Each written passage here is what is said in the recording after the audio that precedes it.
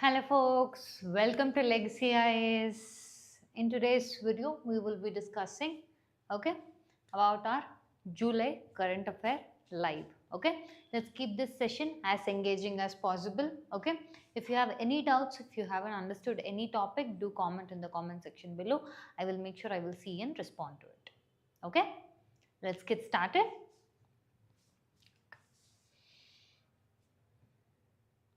So in today's live, we will be discussing, like mentioned, July current affairs.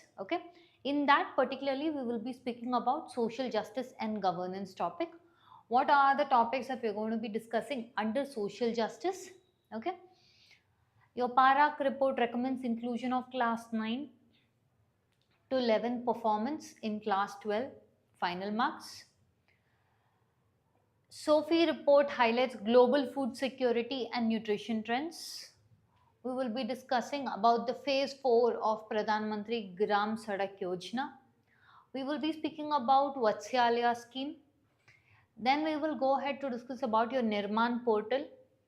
Then we will be speaking about men's reproductive health. Then we will speak about the World Population Day. Then we will be speaking about transforming healthcare with digital technologies. Then we will be discussing about methanol procurement, how it gets mixed with liquor, etc. And then we will be entering into your international relations. This we will see a little bit later. As of now, let's start with social. The very first topic.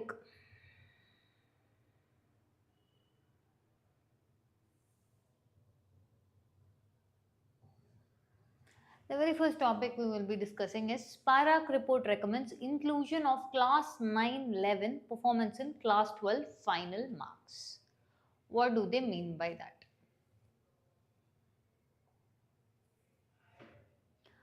First of all, why has this topic come into news? Students' performance in class 9, 10 and 11, based on exams and continuous classworks. Look at this. It is on two fronts. Exam plus continuous classwork should contribute to their final mark at the end of class 12. This came into news. That is why we are discussing about your para. Where is this useful? In your GS paper 2 under the topic of government policies and interventions.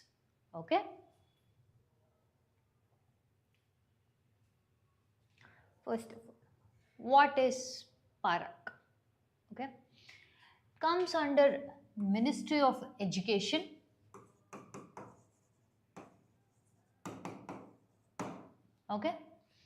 The aim behind your PARAC is establishing continuous tracking of learning, conceptual assessment and data driven decision making. Understanding? What is it? It is something to do with learning, assessment and data needed for decision making. What decision making? Or otherwise long-term policy implications.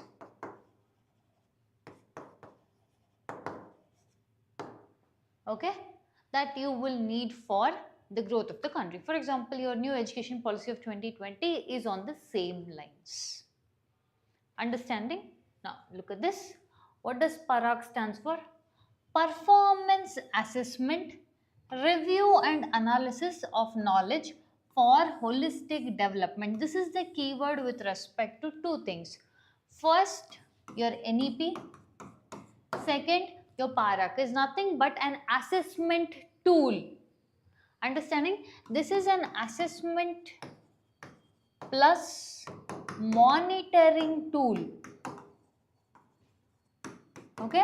This also highlights the performance.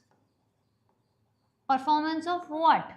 Standardization of education, Okay, how, okay, throughout India they try to bring in a proper mode of standardized version of education, and also, okay, the way students are able to absorb it and give it out. And first and foremost, it is 21st century related. When we use this word 21st century related, we just mean that, okay, it is in, okay, the education system that is imparted to the children are at par with the modern day necessities which are coming, okay, from a real time, real world statistics. Okay, so they log in the performance. They are the one who will assess and monitor the education system and how the states are performing from theory to real time basis. Okay. A PARAC was set up on terms with National Assessment Center, okay, within the framework of NCRT in 2023. This came into picture. Okay. Next, what are the objectives of your PARAC? It sets norms and standards. It is to be in line with national education policy.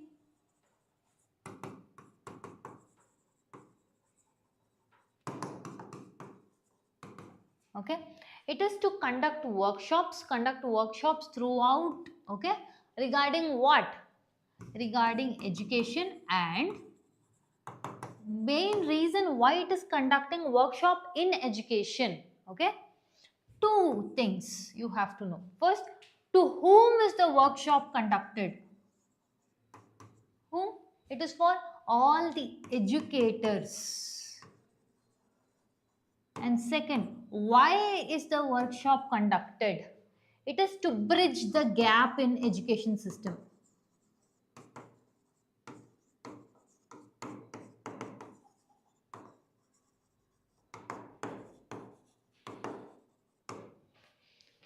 Okay.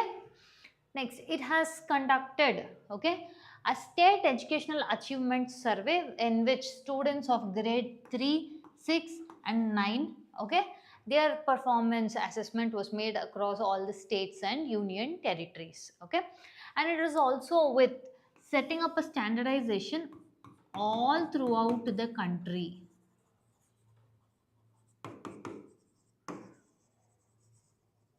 Okay, a certain basic set of standards. You belong to whichever syllabus you are, ICSE, CBSE, NCRT, state board. But despite all this, a sense of standardization should be there throughout the country. Okay, and this, like I mentioned, the keyword holistic progress card, okay, which means the progress or the result of the student should not be just subjective but also formative, which means it should not be just about the test marks but also the performance of the students apart from the test marks. Understanding? And the next is when we mean 21st century skills, which means, okay, need of the hour or a requirement in the real world. You give them an education which is too idealistic, which is too theoretical and out of what is needed for the real world, and send them to go and fight and fetch, okay, for a job in this globalized world. It becomes almost point of obsolete having an education like that.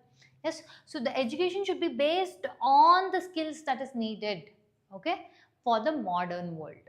All these are the objectives of your para. Okay, how is it going to do the assessment? Like we discussed, it is both formative as well as subjective, meaning continuous assessment of things such as group discussions, projects, okay, your holistic progress cards, okay, how the student is performing apart from, okay, your examination. Okay, so when we say formative, okay, we also use this word with respect to development of childhood, formative years. Okay, when we say formative years, it means development, actual development takes place.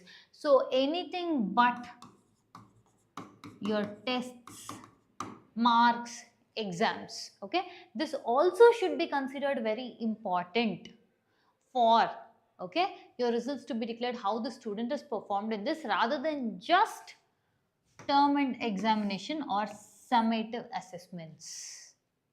Understanding? So your new education policy, okay, and your Parag both are aiming at one common thing. Okay, it should be a holistic, okay, report card,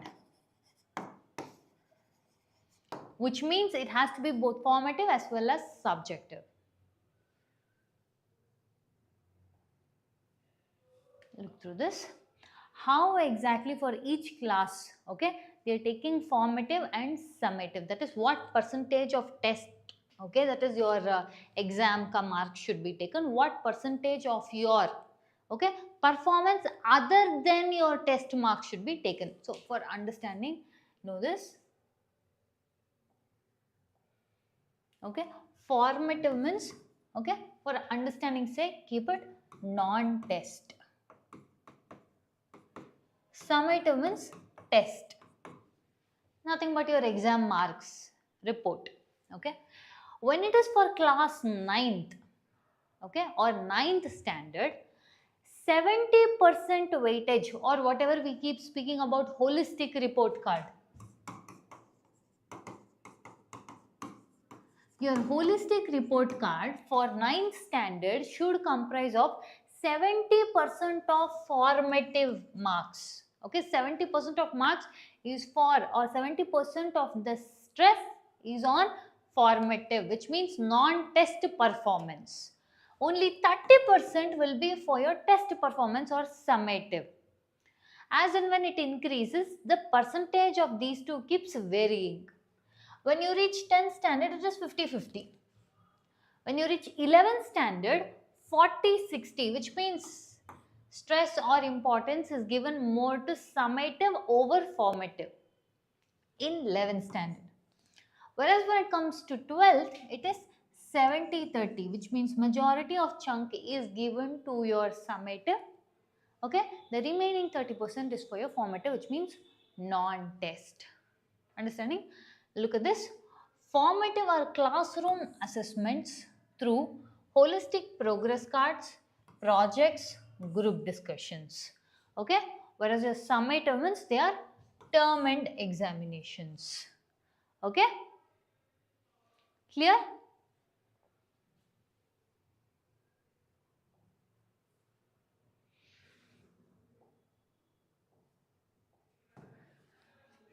We come to the next topic.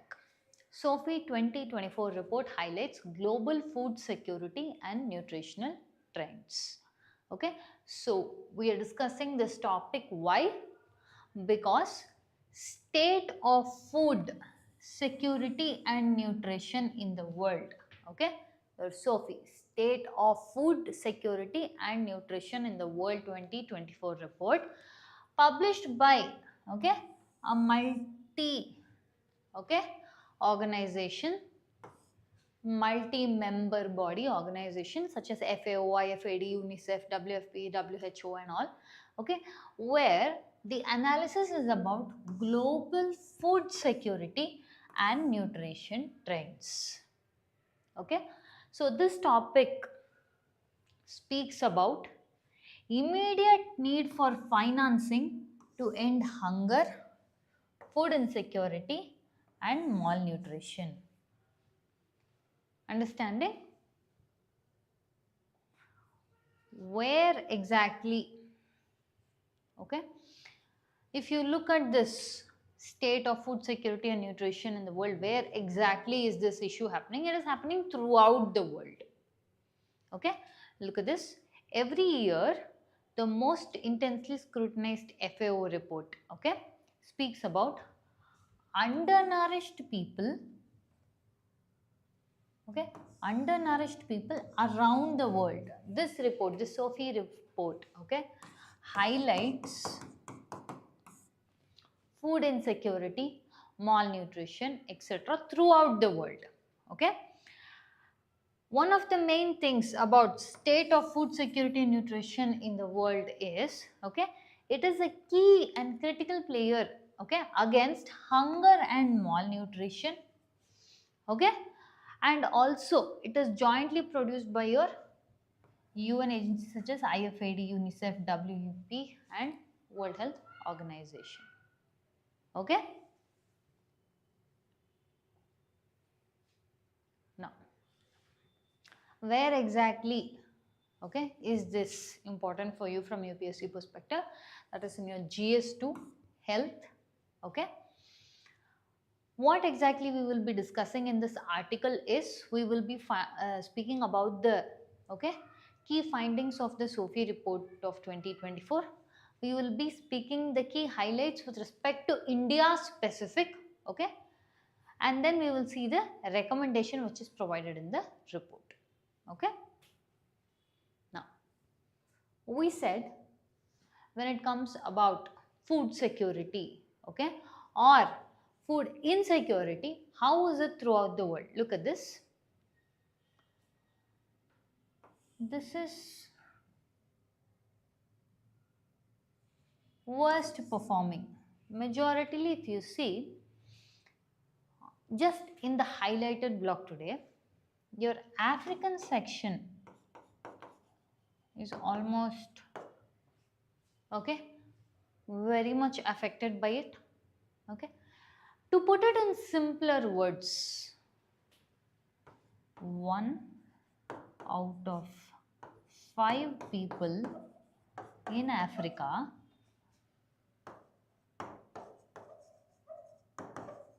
faced moderate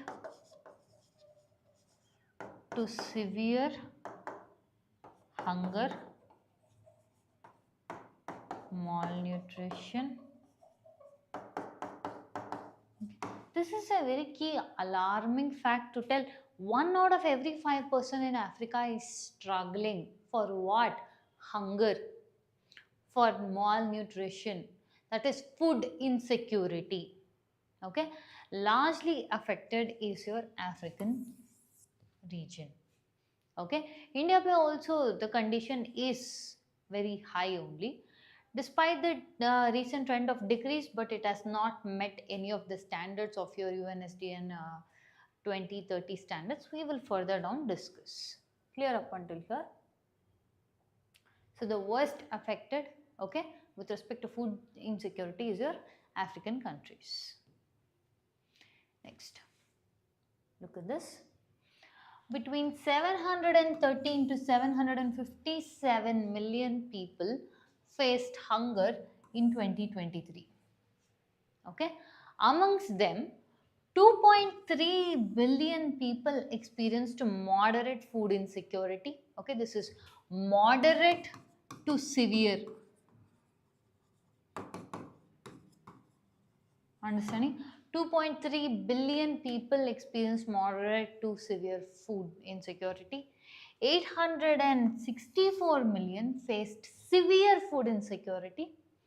Okay, and highest diet costs are in Latin American and Caribbean countries, whereas Oceania has the lowest diet costs. Now, what is this diet cost?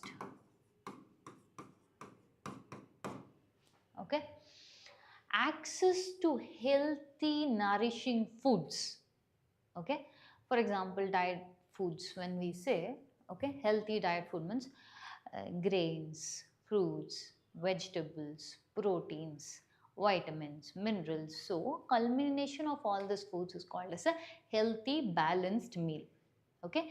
Ability of one to procure or spend on that healthy meal, okay, ability to spend on procuring this healthy meal is called as diet cost, okay.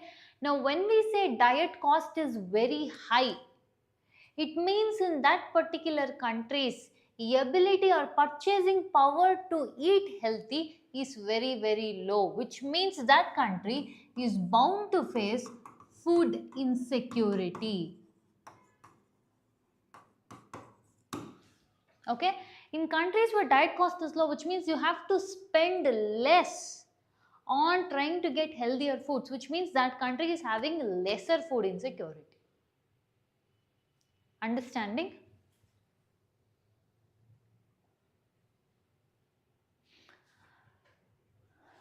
Your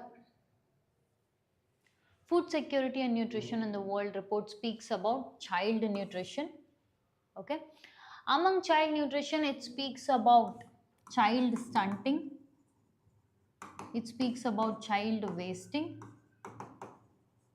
okay, and it speaks about child weight. Okay, all the three cases, child wasting, child stunting, child wastage, compared to 2024, that is last 3 years records if you take, they have considerably increased, but they are not yet at the level of meeting your 2030 agenda or sustainable development goals, UNSDGs. Okay, your breastfeeding rates have increased, definitely they have increased, but again, okay, they are not yet at the level to reach your 2030 targets or 2030 agenda.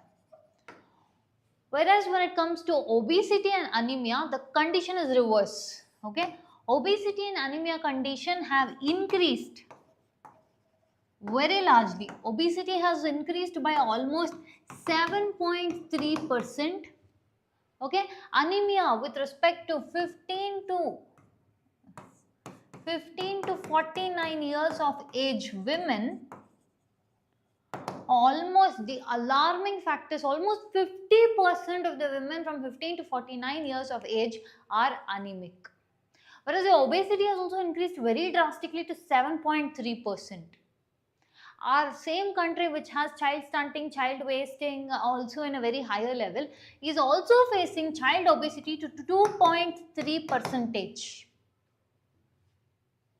Okay, and public spending on, okay, meeting the targets of food security and nutrition, especially now with your COVID pandemic, okay, and the costs which are diverted to your military funding, security, etc., has increased compared to, yes, see, specific to India, if we take, yes, we are trying very much hard with respect to trying to make sure of food security, but the PDS system, ration shops, etc., they are nowhere sufficient to the amount of, okay, hunger, okay, food insecurity, malnutrition, okay, your child wasting, stunting, etc., all these things put together, they are not adequate enough.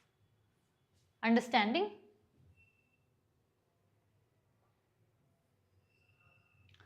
Specific to India. Now, this is what we call as something of a healthier diet, which means a good source of carbohydrates, good balanced inclusion of proteins, vitamins, minerals, legumes, grains, everything, right?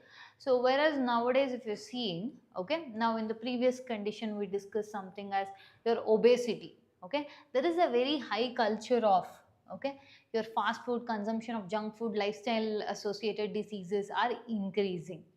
At the same point of time, we also have, see, undernourished population, which is ranging up to 194.6 million people are undernourished in our country. Okay, and healthy diet, when we spoke about in the previous case, okay, 55.6, that is more than half of Indians cannot afford a healthy diet. Now, when I said healthy diet, a healthy meal, balanced meal, which is required, okay, for growth. Okay, this balanced meal ke liye, the amount of money that you have to spend is very high, that you are not able to reach the nutritional target, which leads to nutritional deficiency.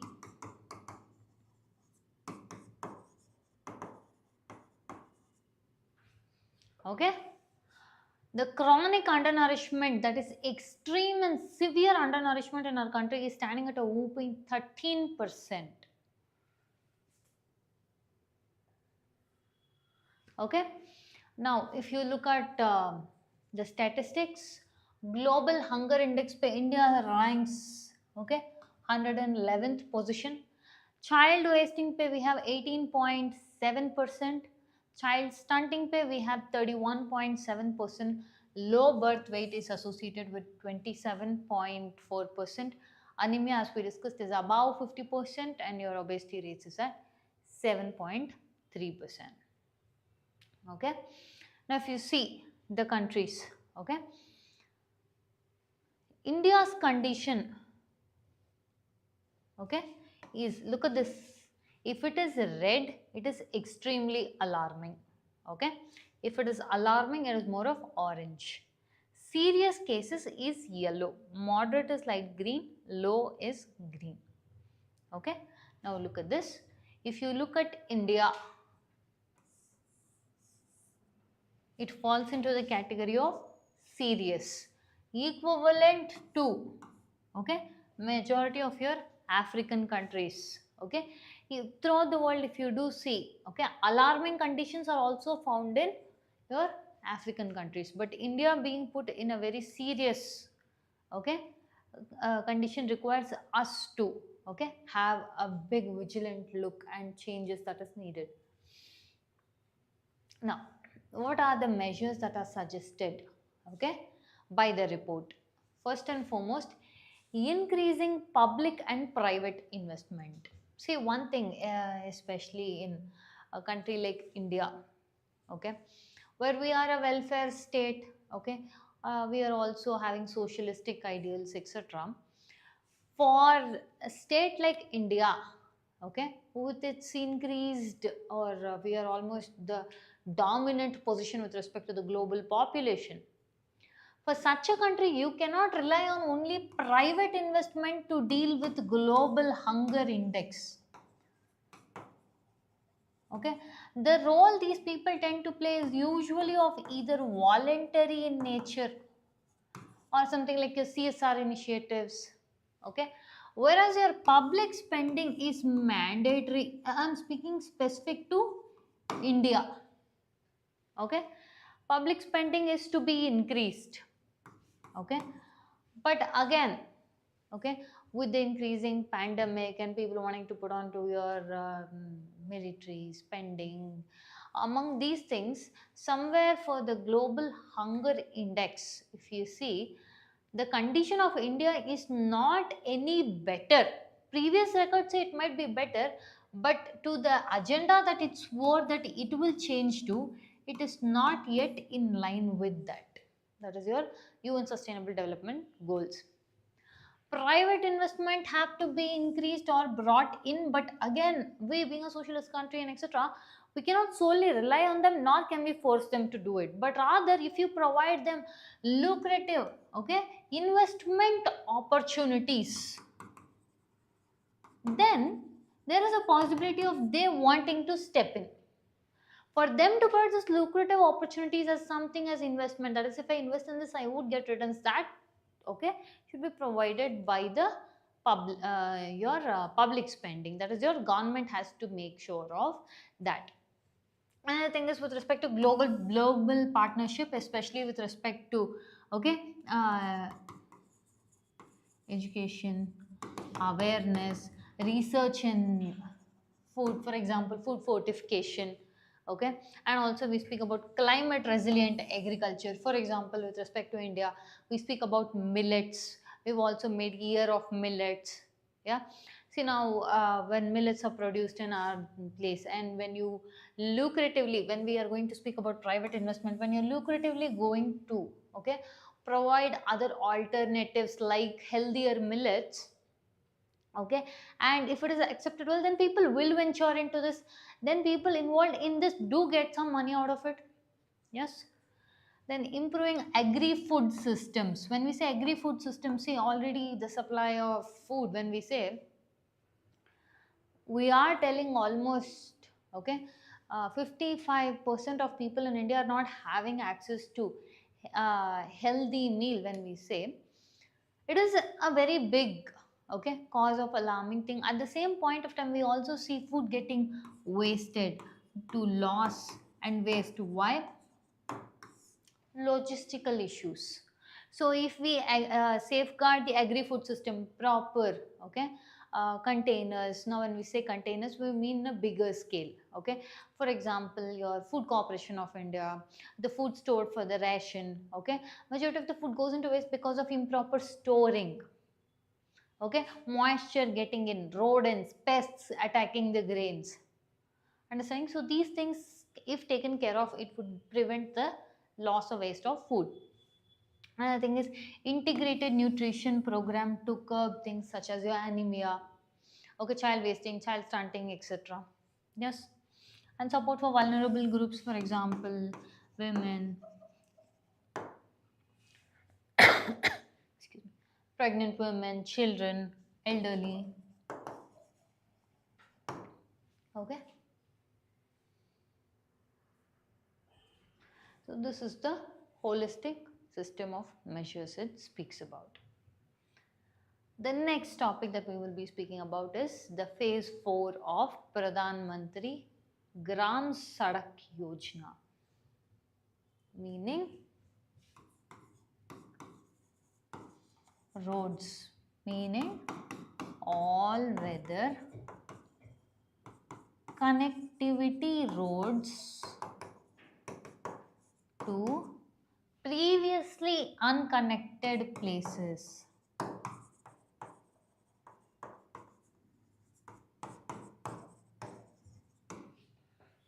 Understanding? This is the fourth phase we are in. Why is this in news? The finance minister announced the phase 4 of Pradhan Mantri Gram Sadak Yojana to connect 25,000 villages with all weather roads, okay, with a budget allocation of 19,000 crores. Fine. Where is it useful? In your GS paper 2, government policies and interventions. Okay. Now, Pradhan Mantri Gram Sadak Yojana, all weather road connectivity to unconnected villages. Okay, this is in the first stage, at least especially, it was 100% centrally sponsored scheme, which means initial in the first phase, center took out your role of 100% of funding. Second, third phase pay and all it changed. For example, second phase pay, the central government put in 75%, state government had to put in remaining 25%. Okay.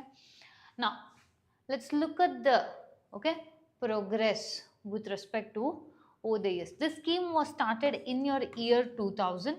Okay. Now, as and when, if you see, it has been on a higher trend up until your 2024, 25, which means the beginning of your phase 4. Okay, so it has been a consistently a higher trend. Okay,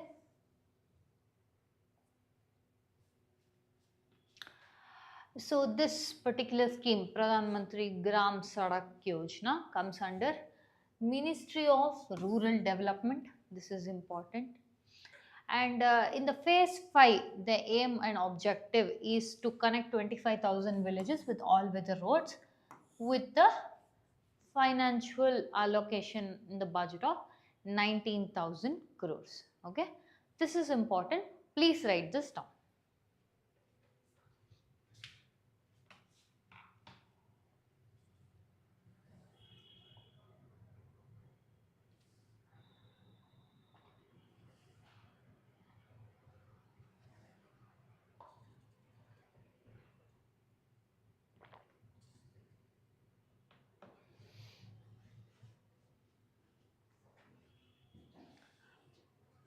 Done? We'll move ahead.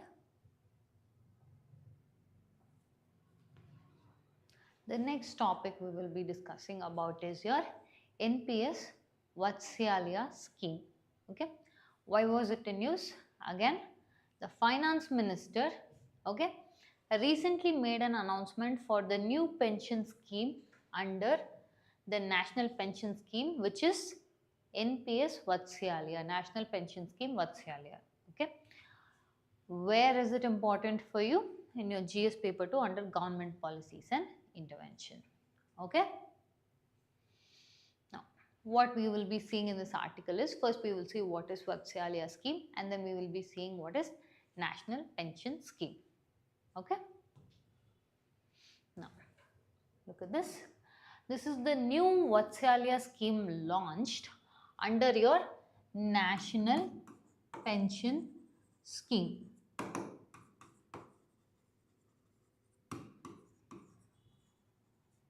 Okay. Now,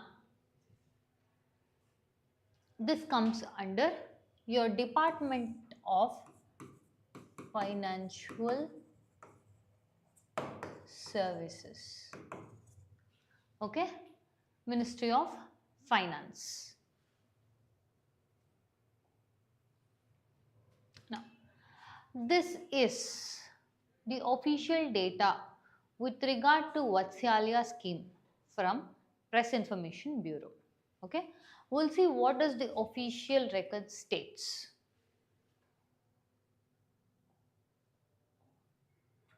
Look at this. What is National Pension Scheme Vatsalya? Okay, look at this. It is a contributory pension system. Contributory means, let's say the person involved, okay, he is going to make contributions, okay, under the National Pension Scheme.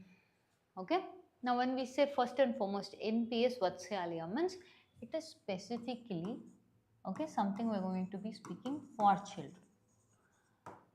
Okay, when I say for children, further we will discuss on what.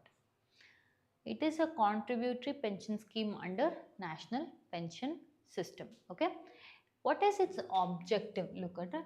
Its objective is to create a pensioned society. What does pensioned society mean? Pensioned society means, okay, you will have, okay, a safe, okay, you will have a safe financial backing or fund to support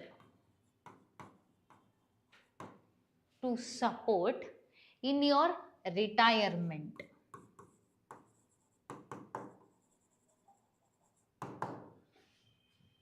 Understanding? Meaning your working ages, let's consider speaking from India perspective, from 15 to go ahead up until 50, 55 tak.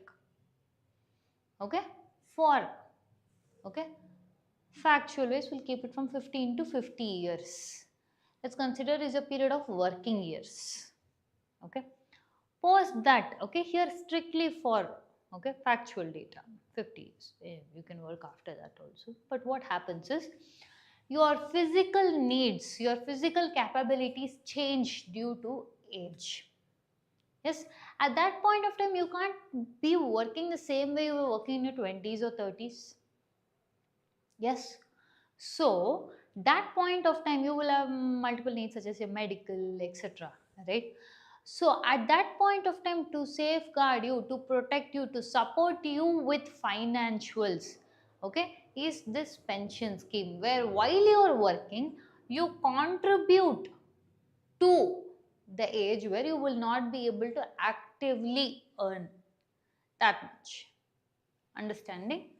That is why create a pensioned society and encourage the empowerment of children by inculcating the habit of saving for retirement from an early age. So your NPS Vatsalya, okay, is doing two things. First thing is create a pensioned society, and second, inculcate the habit of saving in children for the retirement age, or in simpler words, okay, you generate and keep a rainy day fund for your older age. Understanding? Now coming to Vatsalya, who can subscribe to that? Is open to all citizens of India who are under the age of 18 years. Okay, under the age of 18 years, below 18 years of age, whoever are there, they can open your Vatsalya scheme. Okay, the account, because you are below 18 years of child, because you are below 18 years of age, you are considered still a child legally. So this account will be opened and operated by a guardian on behalf of the minor. Okay, what are the benefits of opening, okay, a Vatsalya account? First, it provides the child with head start on savings for retirement.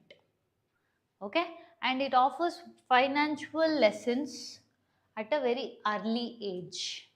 Okay, then it also instills the importance of financial planning and discipline which the child can carry throughout their life. Understanding? Clear up until here? Next.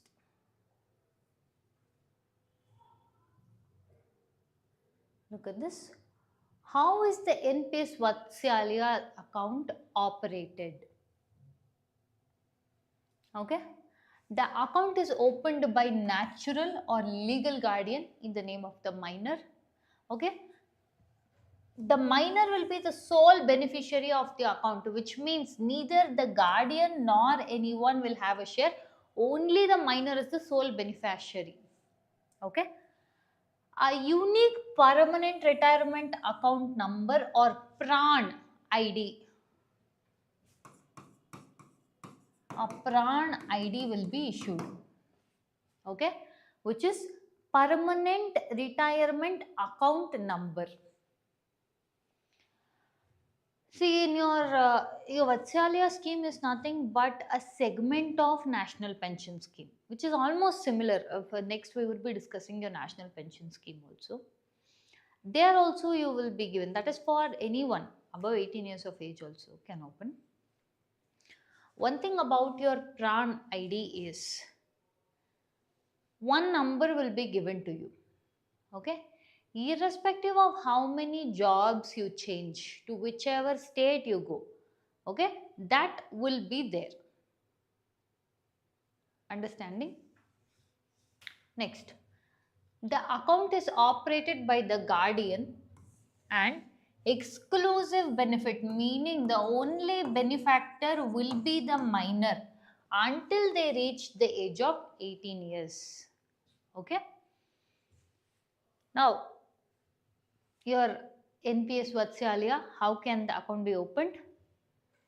Point of presence to be registered with PFRDA, that is major banks, Indian Post Office, pension funds, etc. And also online portal, okay, of eNPS, that is your NPS trust can be used. Okay.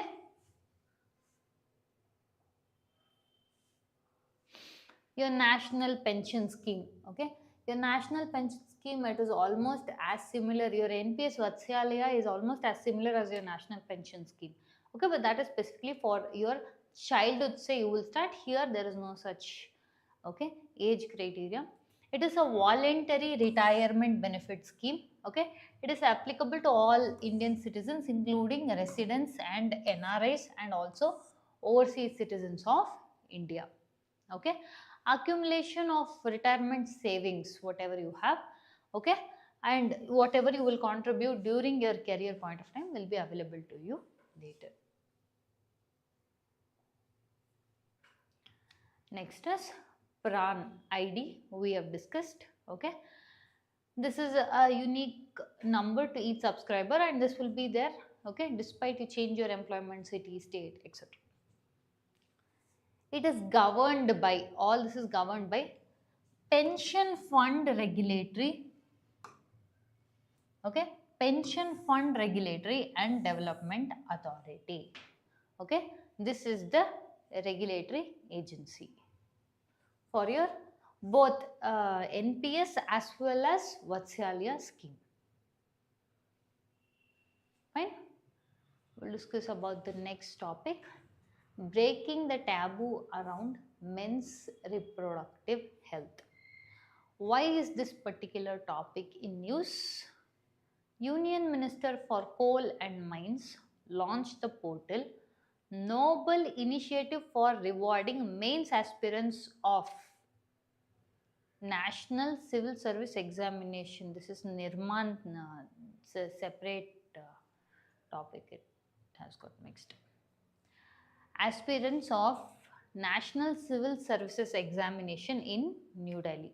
Okay, the relevance is in your GS2 education. Now I will explain it, you will understand where and how it is helpful. Your Nirman scheme, okay, it is a CSR scheme by Coal India Limited, which aligns with the vision of Mission Karma Yogi. Okay, this Mission Karma Yogi Nirman scheme, what it is, we will see in some time. Okay, Pele will see what is Mission Karma Yogi. This was launched by a Honorable Prime Minister Narendra Modi. Okay, what is Mission Karma Yogi? It is to create a set of, okay, future civil servants,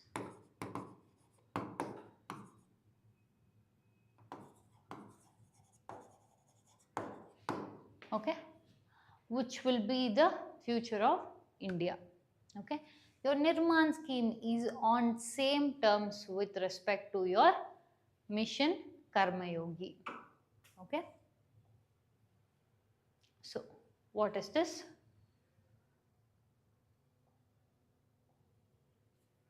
Look at this. Union Minister Shri G. Kishan Reddy launches Nirman portal. Okay, this scheme will provide a support of 1 lakh rupees to eligible UPSC aspirants. Okay, look at this. Noble initiative, okay, for rewarding mains aspirant of National Civil Service Examination in New Delhi. This is your Nirman. National Initiative for Rewarding Mains Aspirants of National Civil Service Examination. Okay, it is in alignment with Mission Karma Yogi, which we spoke. Again is a, look at this. What is this Nirman scheme doing? For meritorious youth. Okay, this is the CSR option of your Coal India Limited.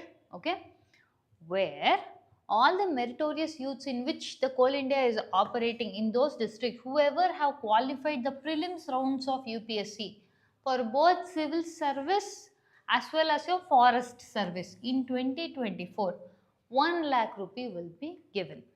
Okay, now the previous topic in this was mixed match. Okay, just about Nirman we are speaking. The second topic we will discuss later.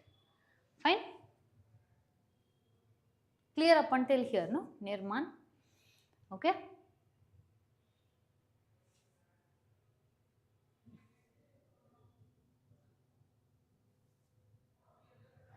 Your Nirman scheme is aimed towards providing a support of 1 lakh rupees for qualified candidates, okay, in the 39 operational districts of Coal India Limited. Okay. Now the entire application process for this, okay, will be created through a dedicated portal, okay, which will be speaking of full transparency and seamless screening. Okay, so this Nirman portal, okay, by whom? Initiative, CSR initiative of Coal India Limited. Okay, now we will see what Coal India Limited is. It is coming under Ministry of Coal, okay, and it is a Maharatna company. Okay, and also your Coal India Limited is the backbone of India's energy security. Okay, and also it offers CSR, that is corporate social responsibility, to foster education in coal bearing areas. Why are they doing this particular initiative? Is for one main thing, foster education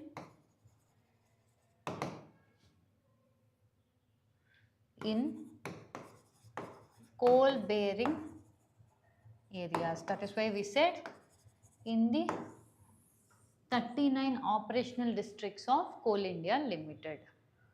Understanding? Clear up until here?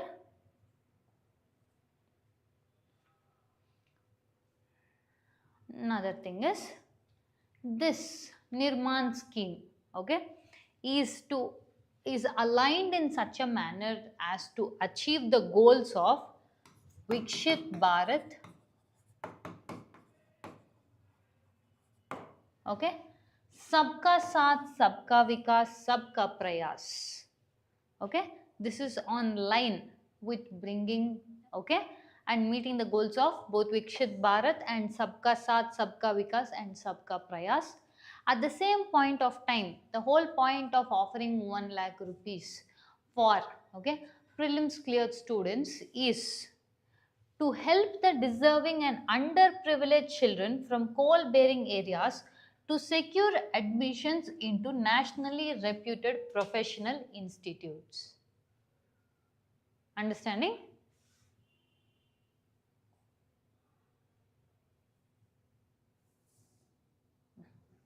The topic got mixed, the previous topic is. This is the second part which we will be discussing. Okay, that is your World Population Day, where we will be speaking about your male infertility. Your World Population Day is celebrated on July 11th.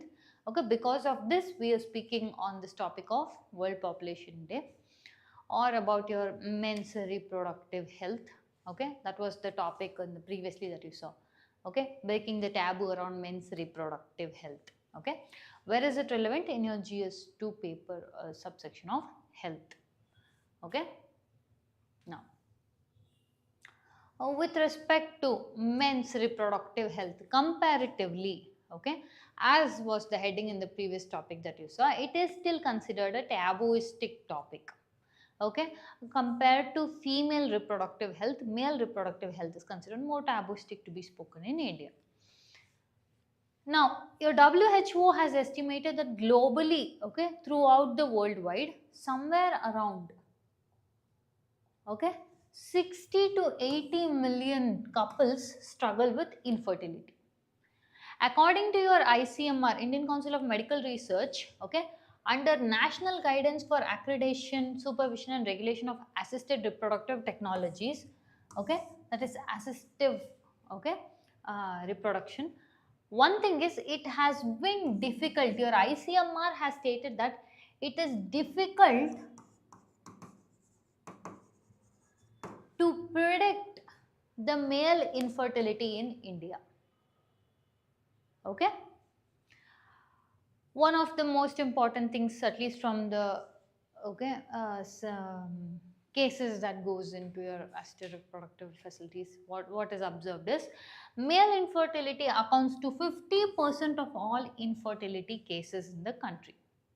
Okay, exact percentage as to these many people, okay, are facing infertility issue is difficult to predict with respect to your male infertility. Okay, what are the reasons? Okay, there are multiple factors. You cannot just pinpoint one is the reason. Okay, first and foremost, when it comes to, okay, biological features, okay, we can say it is either because of absence of sperms, low sperm count, low sperm mortality. Okay, whereas when you speak other factors, okay, other factors which do affect in the infertility in males is stress, hormonal imbalance, genetic, okay, and exposure to certain infections. These also cause male infertility.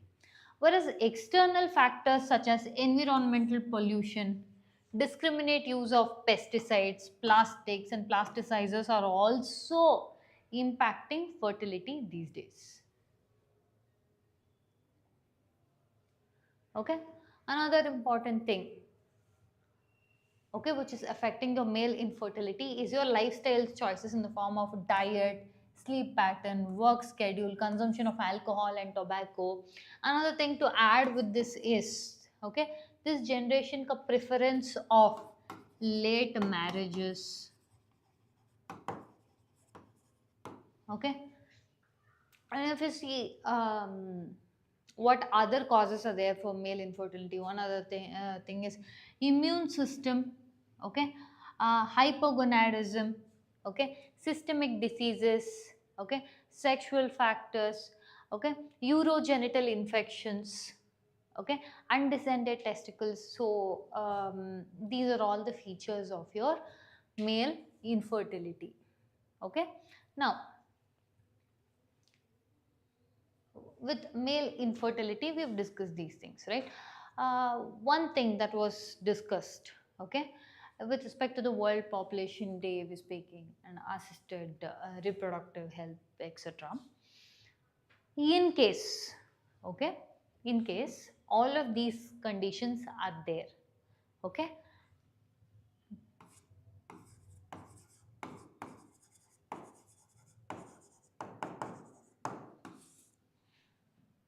nowadays there is a lot of medical aid and help.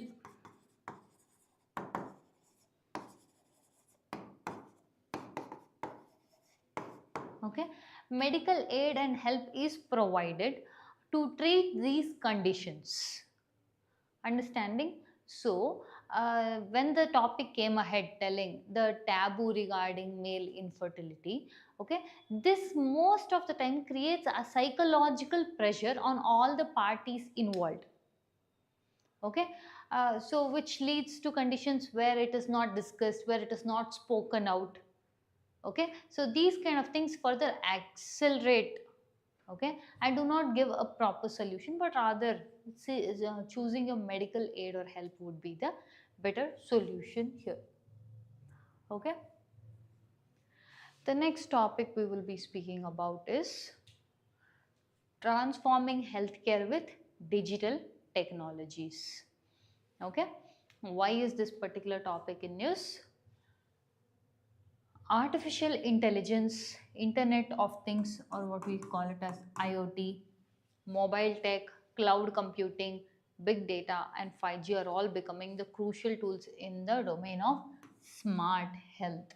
Simple, smart health is introducing digital or your information computer technology into your health. Okay, where is it important in your GS paper 2 heading health. Possible mains question from this topic. The health tech sector in India is poised for exponential growth, reshaping the future of healthcare for all its citizens. Discuss. Okay, this is one of the possible mains question. I'll give you a minute for you to write down the question. Okay, you can write it down.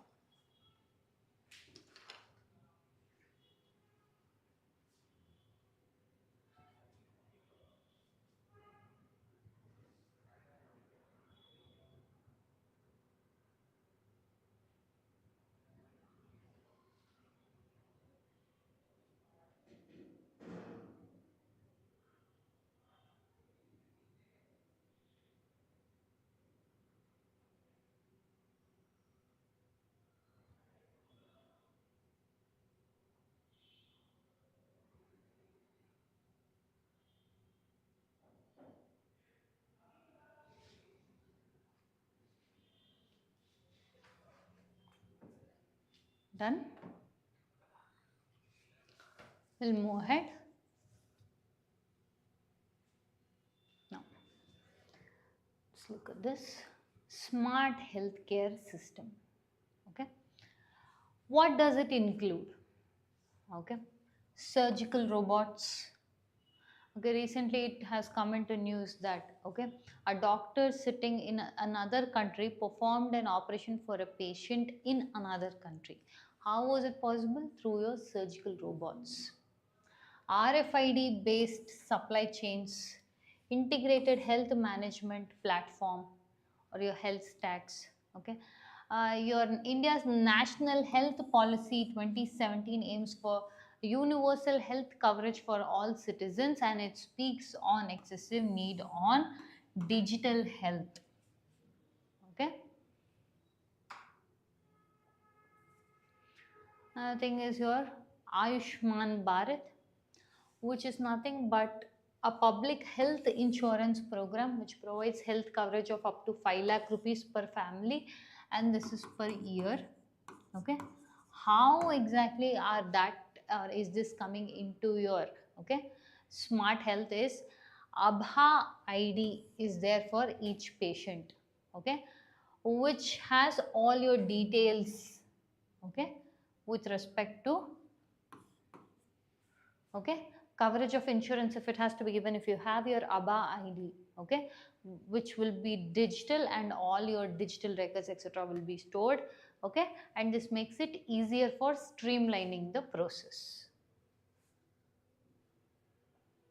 Okay, next, National Digital Health Mission. This was launched on August 15, 2020. Okay, and this will digitally connect the practitioners and patient. Okay, look at this. The mission of your national digital health mission is creating a digital health ecosystem. Okay, this is the aim and objective of your digital health mission or smart health. Understanding?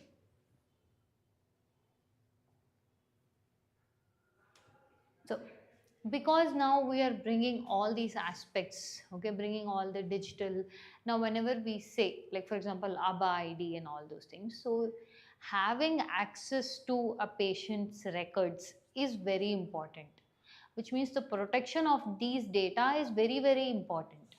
Presently these data are protected under your digital personal, okay, Digital Personal Data Protection Act.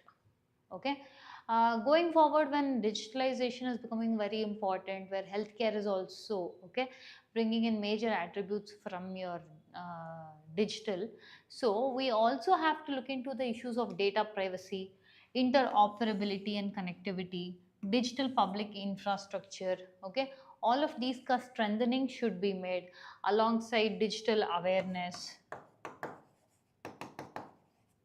One foremost thing that plagues India is also your digital literacy.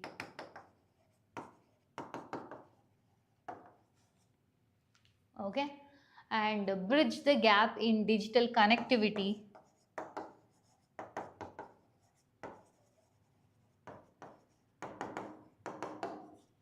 Okay, so when this means interoperability, it is not just among the systems but also among the schemes also should be there.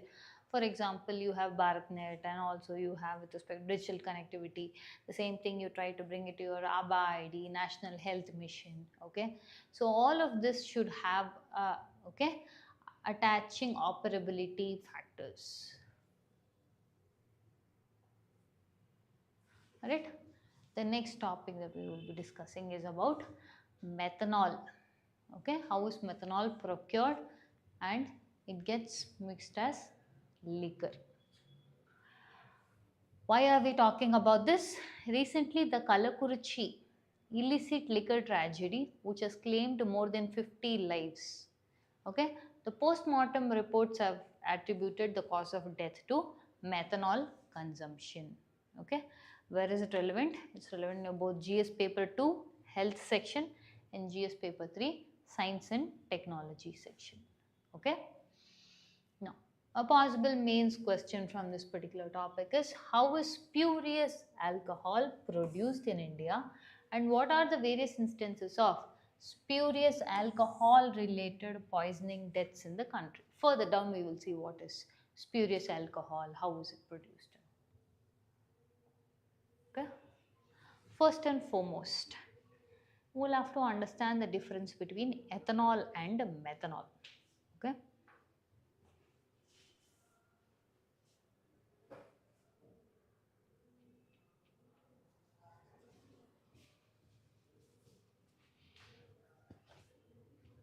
Look at this.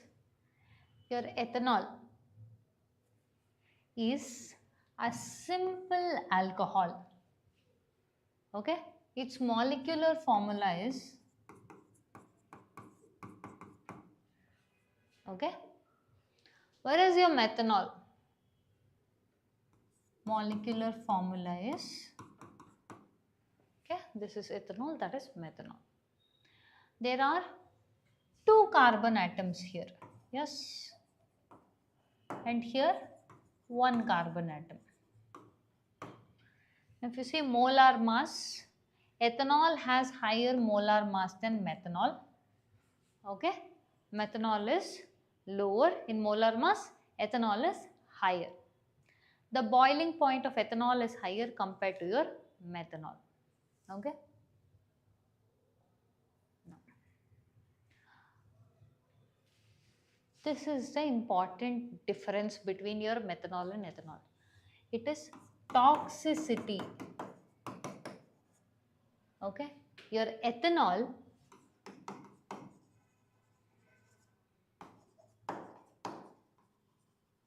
is comparatively low toxic. Okay, which is why it can be used in beverages.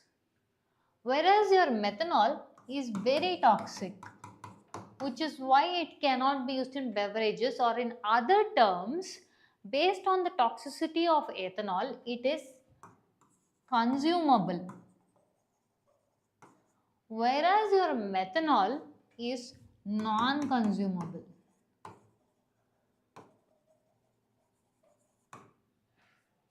Okay, meaning that is very toxic. This is less, and this is consumable, not as toxic as compared to methanol, and it is consumable, meaning you will not lead to death, okay, in fatal cases. Understanding? The chemical nature of your ethanol is, it is a renewable liquid, whereas your methanol is non-renewable liquid. Understanding? Clear up until here? Any doubts, anything you don't understand? We'll move ahead. Now, how is this alcohol that we are talking about coming into picture? Before beginning this concept of alcohol, the first thing is molasses, which is the starting material, which is provided nearby, okay, your sugar industries. It is the starting materials, then it is created to a rectified spirit, which will be further distilled. Okay, first you get the molasses from sugar distilleries.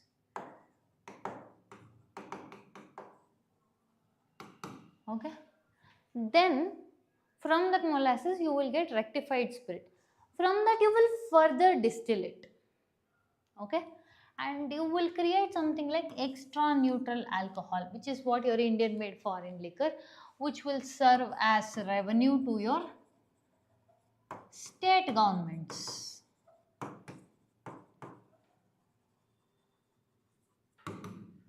This will serve as your revenue for state governments.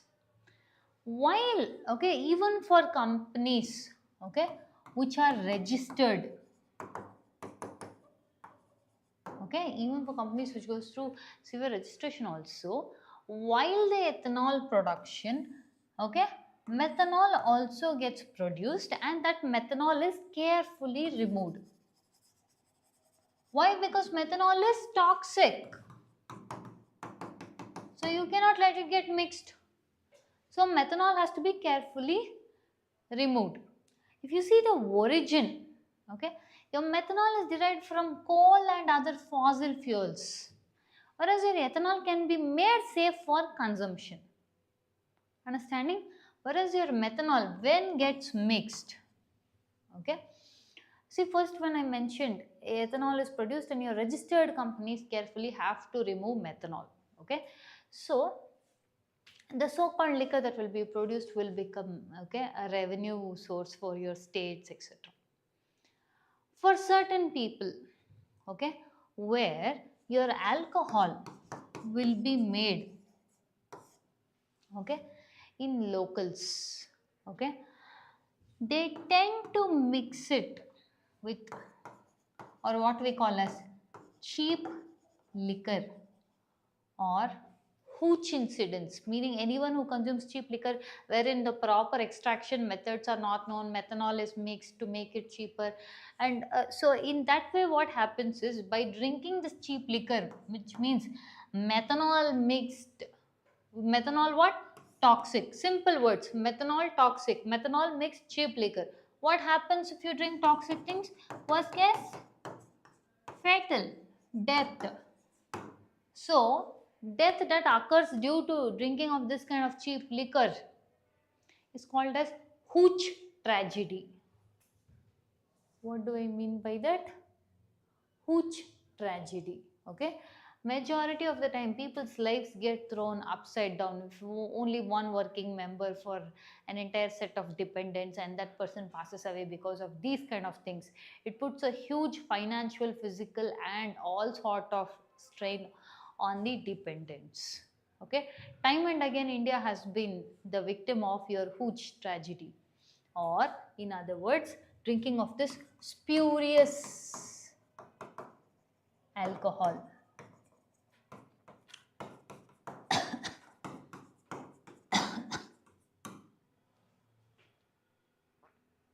Okay.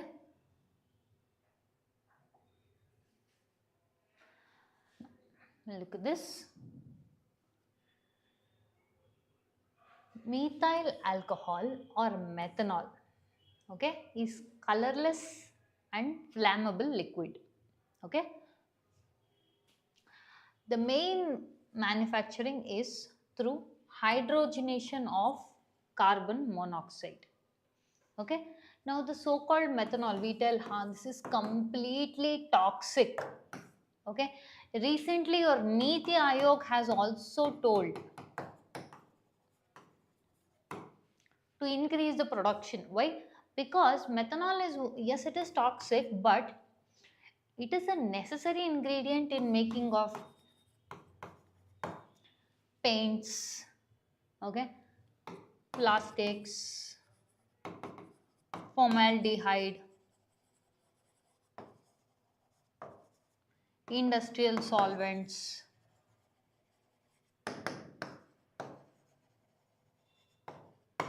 etc. Understanding? Now, we said spurious liquors or this cheap liquor or cheap alcohol or local alcohol. Now again, local means which is made through, okay, lack of idea of how to make alcohol. What they tend to do is, okay, they tend to make the country liquor or local liquor by fermenting jaggery, okay, or fruit extract with yeast water. Okay. Now look at that. According to, okay, the officials of Directorate of Forensic Sciences, okay, a normal country liquor, okay, has ethyl alcohol or ethanol content around 10%. Okay. Whereas 40 ml of methanol, okay, ingested, it becomes fatal, which means the concentration is in what exactly they are trying to tell is, your country liquor tends to have ethanol content of around 10% or lower, but your methanol, when it gets mixed, even as small as 40 ml of methanol gets mixed in it, it becomes fatal. Okay. Now one main important thing is, we are telling ethanol is okay, consumable, methanol is toxic, it is not good. Even if 40 ml of it is added also, it becomes very fatal. Then where exactly is this methanol coming into this alcohol production? That is how it starts with respect to your country liquors or local liquors or your spurious liquors. How is it? First and foremost, usually the country liquors are made, okay, by fermenting jaggery or fruit extract with yeast and water. Okay, then what happens? This is kept in earthen pots to increase the fermentation instantly. Okay, but what happens? This kind of fermentation will take longer time to ferment. Your bootleggers are the ones who wants to make this spurious liquor. Okay, they don't have that much of time to wait and they immediately want to do. Due to that, what they do, they add methanol. Okay, your methanol is added voluntarily into the liquor. A, it gives additional taste. B, it increases the process time. Okay, so it will fasten the process. Okay, which is how the methanol gets added into your country liquors. Understanding? That's why telling even just 40 ml of consumption of it will become very fatal. Okay, now what would happen in case if your methanol gets ingested? First thing is, okay, it goes down stomach and is metabolized as formaldehyde and formic acid, which means once methanol is ingested. Now understood why methanol is added? Simple thing, it is giving additional taste. B, it will increase the process of fermentation. Okay, that is why your bootleggers add methanol to your alcohol. What happens to this methanol? Once it is ingested, it gets metabolized into formaldehyde and formic acid, both of which are not good for your humans. What happens? As soon as the person drinks and it gets metabolized in the body, okay, within a couple of hours, the person feels dizzy, nauseous, vomiting, can have severe headache and shortness of breath. Okay, and one main thing is loss of vision. Why? Formaldehyde. Loss of vision is a very common symptom, okay, for someone who has drunk spurious liquors.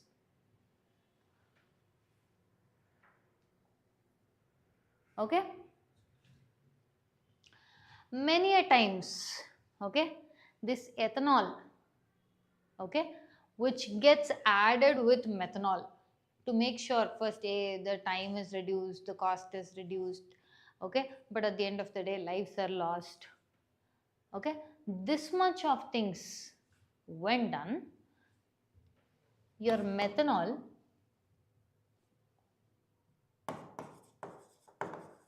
as toxic as it is, okay, first and foremost you cannot remove the concept of methanol because we need it for many important things such as your additives, your paints, okay, industrial